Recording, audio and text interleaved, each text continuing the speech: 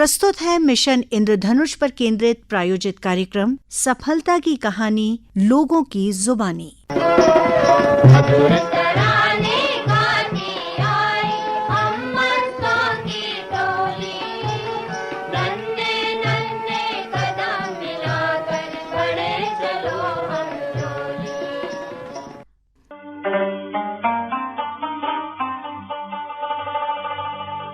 श्रोताओ, शासन द्वारा गर्भवती महिलाओं और बच्चों के लिए निःशुल्क टीकाकरण किया जाता है, जो उन्हें विभिन्न प्रकार के गंभीर रोगों से बचाता है। लेकिन पुरातन मान्यताओं, परिस्थितियों वश और जागरूकता के अभाव में कुछ महिलाएं और बच्चे टीकाकरण नहीं करवा पाते हैं। ऐसे लोगों के लिए शासन द्वारा मिशन इंद्रधनुष कार्यक्रम का आयोजन किया जाता है। इस संबंध में दमोह की कुछ महिला हितग्राहियों ने हमें बताया।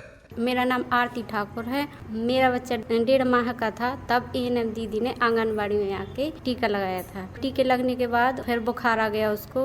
उन्होंने बोला था कि 2.5 महीने का टीका लगना है। तब बुखार लगातार चलता रहा। परिवारजनों ने मना किया कि नहीं लगवाना टीका, टीके की वजह से बुखार आ रहा है।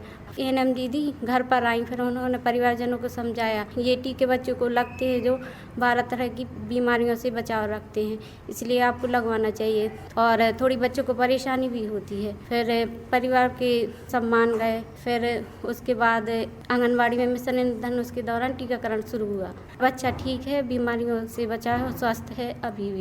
सर, मेरा नाम आरती चक्रवर्ती है।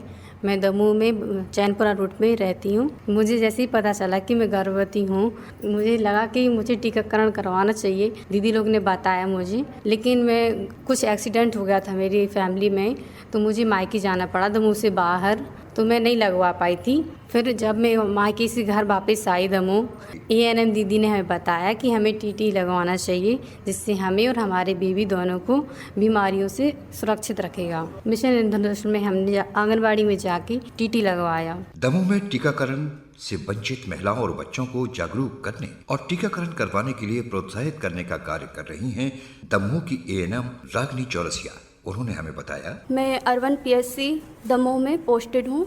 हम लोगों के लिए फील्ड का काम दिया जाता है, जिसमें मुझे 6 आंगनवाड़ी केंद्र दिए गए हैं।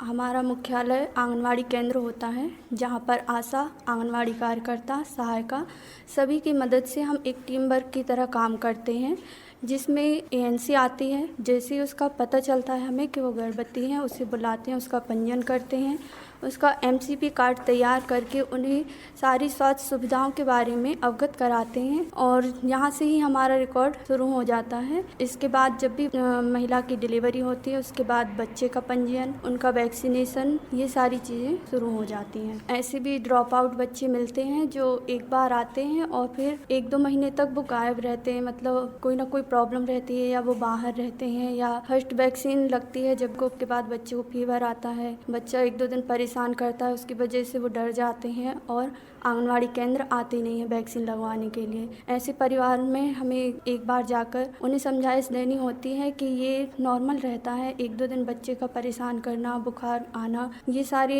टीके लगने के बाद के नॉर्मल साइड इफ़ेक्ट होते हैं, जिससे घबराने की कोई आवश्यकता नहीं है। 2 माह के अंतर्गत मिशन इंद्रधनुष में लगभग 200 बच्चों का वैक्सीनेशन हो चुका है। मिशन इंद्रधनुष के दूसरे चरण में किए गए टीकाकरण के संबंध में हमें जानकारी दी दमोह के जिला टीकाकरण अधिकारी डॉक्टर रेक्सन अल्बर्ट ने। दमोह जिले में हमारे लगभग 2200 बच्चे हमारे हेड काउंट सर्वे में निकल कर आए थे, और लगभग हमारी 450 गर्भवती महिलाएं निकल कर आई थी जो अभी तक टीकाकरण से छूटी हुई थी, जिनको उनके नियमित टीकाकरण में टीका नहीं लग पाया था। तो ऐसी गर्भवती महिलाएं और पूरे बच्चों को इस मिशन इंद्रधनुष के प्रथम चरण व द्वितीय चरण में उनके जो डोज छूटे हुए थे उसके अनुसार उनको टीकाकरण किया गया है। तो अब जो सेकंड हमारा मिशन इंद्रधनुष का राउंड चल रहा है, इसमें अभी हमारे लगभग 1400 बच्चे हमारे टीकाकृत हो चुके हैं, और लगभग हमारी 350 गर्भवती महिलाओं को टीकाकरण कर दिया गया है।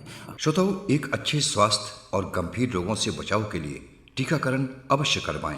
सफलता की कहानी लोगों की जुबानी। मिशन इंद्रधनुष पर केंद्रित आकाशवाणी केंद्रों से प्रसारित ये कार्यक्रम आप सुन रहे थे यूनिसेफ भोपाल के सहयोग से।